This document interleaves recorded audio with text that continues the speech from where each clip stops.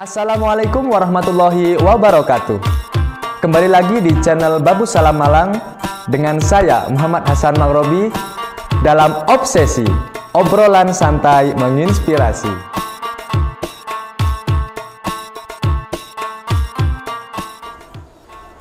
Nah, di pembahasan kali ini kita akan membahas tentang tawakal. Tentunya dengan Ustadz favorit kita yaitu Ustadz Darun Naim. Yuk kita saksikan bersama-sama. Bismillahirrahmanirrahim. Ya, kita mulai seperti biasa dengan bacaan Ummul Quran. Semoga apa yang kita bahas mendapatkan ridha dari Allah Subhanahu wa taala dan menjadi ilmu yang manfaat. Al-Fatihah. A'udzubillahi minasyaitonirrajim. Bismillahirrahmanirrahim. Alhamdulillahirabbil alamin arrahmanirrahim.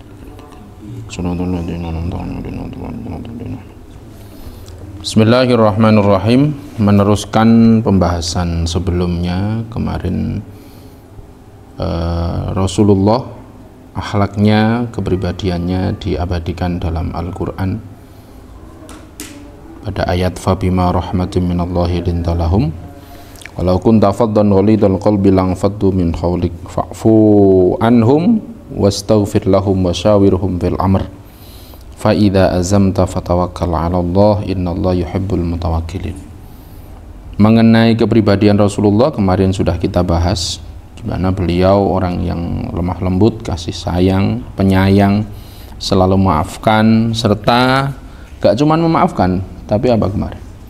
Selalu meminta maafkan kepada umatnya, kepada orang-orang di sekitarnya apabila mereka bersalah. Ini tanda kalau beliau adalah seorang pengayom yang sejati, pemimpin yang sejati. Jadi tidak hanya memperhatikan masalah zahiriyahnya, tapi batiniahnya juga diperhatikan. Ketika murid, ya ini nisbatnya kepada seorang guru ya, ketika muridnya salah, nisbatnya kepada kiai ketika santrinya salah, nisbatnya kepada kepala keluarga, keluarganya salah, anggota keluarganya salah, anaknya salah, istrinya salah, dimaafkan, gak cuma dimaafkan tapi diminta maafkan kepada Allah, diistighfarkan kepada Allah Subhanahu wa taala supaya dosa-dosa yang dilakukan diampuni oleh Allah Subhanahu wa taala. Dan beliau selalu bermusyawarah ketika mau melakukan apapun. Wasyawirhum fil amr. Nah, ini yang kita bahas. Fa idza azamta fatawakkal 'ala Allah. Ketika kamu mempunyai tujuan suatu apapun itu, punya keinginan kuat, punya cita-cita, fatawakkal 'ala Allah. Selain kita berusaha, pasrahkan semua kepada Allah Subhanahu wa taala. Karena hasil itu terserah Allah mengenai usaha kita nanti. Kita disuruh untuk berusaha. Kalau kita sudah berusaha, insya Allah hasil. Sekalipun kadang hasil itu tidak sesuai yang kita inginkan, tapi itulah hasilnya yang sudah diberikan oleh Allah ya. Selama kita mau berusaha dan pasrah diri kepada Allah, pasti faida azamta fatawakkal 'ala Allah. Innallaha yuhibbul mutawakkilin. Allah itu senang dengan orang yang berpasrah diri. Karena kalau berpasrah diri pasti tidak mungkin tidak. Makanya kalau sampean punya harapan pada selain Allah, punya tumpuan pada selain Allah, maka bersiap-siaplah untuk kecewa. Sampean diharap-harap nang sopo ae pokok bukan Allah, wis siap-siaplah untuk gigit jari. Pasti termasuk sampean dek kuwate berharap pada seorang siapa, seumpama pada Yuski. Satu saat yang namanya Yuski manusia seperti sampean akan punya kesalahan pada sampean, akan menyakiti sampean. Sampean berharap penuh le Yuski ini teman sejati saya, tidak akan pernah menyakiti saya, nggak akan pernah mengecewakan saya.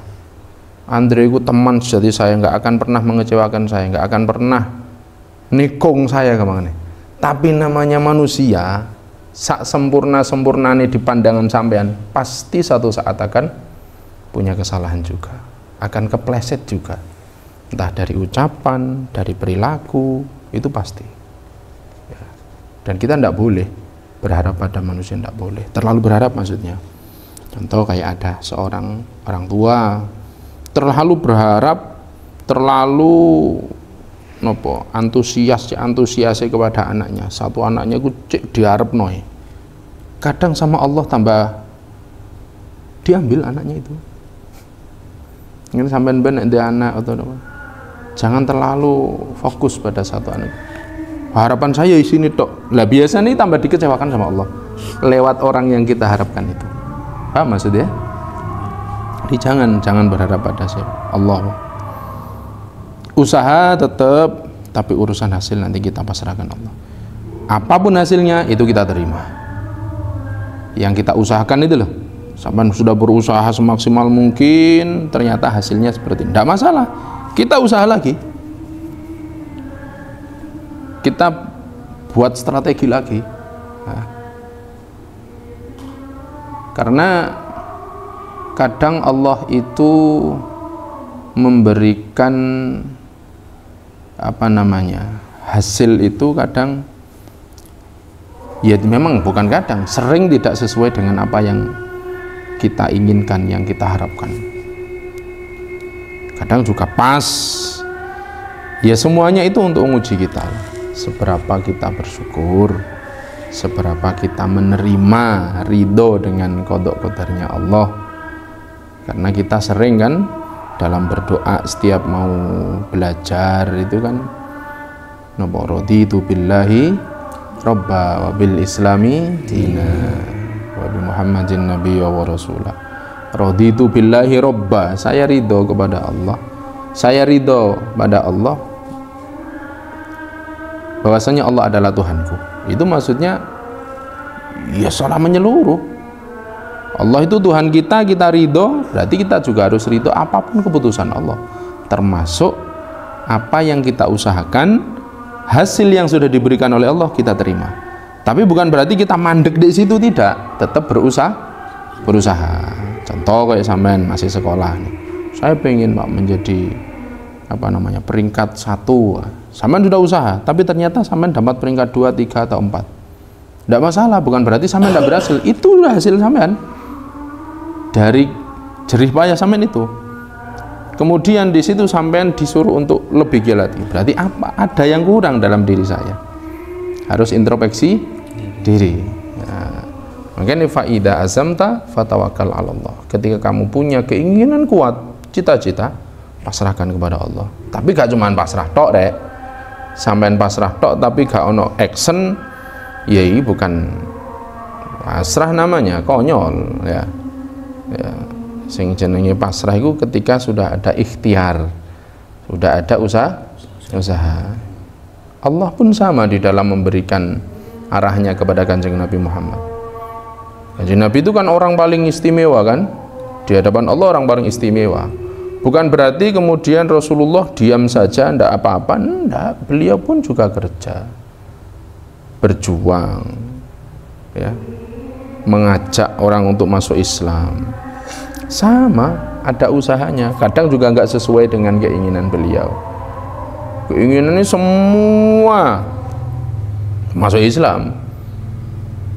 Dalam ayat lain itu, harisun alaikum bil mu'minina raufur. Harisun alaikum. Kanjeng Nabi itu orang yang sangat punya keinginan kuat sekali, sangat berambisi bahwasanya kita itu mukmin semuanya. Umatnya Kanjeng Nabi, arep-arepane Kanjeng Nabi ya mukmin kabeh.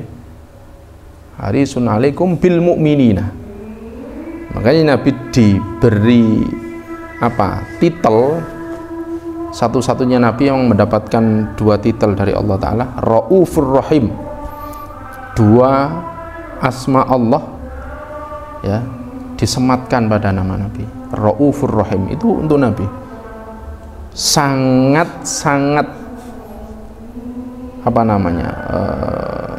punya rasa kasih sayang tinggi kepada umatnya. Raufur Rahim.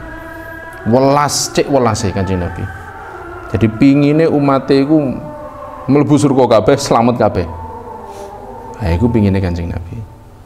Nah, itu pun loh, Nabi tetap ada usaha. Bukan berarti Nabi diam diri ndonga tok, enggak. Nabi usaha. Untuk merebut kekuasaan waktu itu juga ada usaha. Disurati dulu kerajaannya, rajanya, diajak dulu didakwahi secara lemah lembut. Ketika mereka menentang, mereka mengajak perang, beliau siap. Beliau perang pun dengan membawa senjata, membawa perisai, membawa teman. Bukan berarti beliau Rasulullah, utusan Allah, orang paling istimewa, maju terus ditembak, tebas pedang, tidak mempan, bukan. Rasulullah tetap usaha. Itu apa namanya, sudah menjadi sunnatullah, ya, bahwasanya kalau pengen sukses, pengen tercapai cita-cita, harus ada usaha. Sing penting dari usaha itu nanti kita pasrahkan kepada Allah. Innallaha yuhibbul mutawakkilin. Allah itu senang sekali dengan orang yang berpasrah diri. Karena dalam ayat lain, wa may yatawakkal 'alallahi fahuwa hasbuh. Sopo sing berpasrah diri kepada Allah, maka fahuwa hasbuh. Allah yang akan mencukupi, yang akan memberikan kesuksesan itu adalah Allah. Nah, semoga ini merupakan usaha kita untuk menjadi baik, dan semoga diberi hasil yang baik oleh Allah dan diridhoi oleh Allah Subhanahu wa taala. Subhanakallahumma bihamdik asyhadu an la ilaha illa anta astaghfiruka wa atubu ilaik. Subhana rabbika rabbil izzati amma yasifun, salamun alal mursalin, alhamdulillahi rabbil alamin.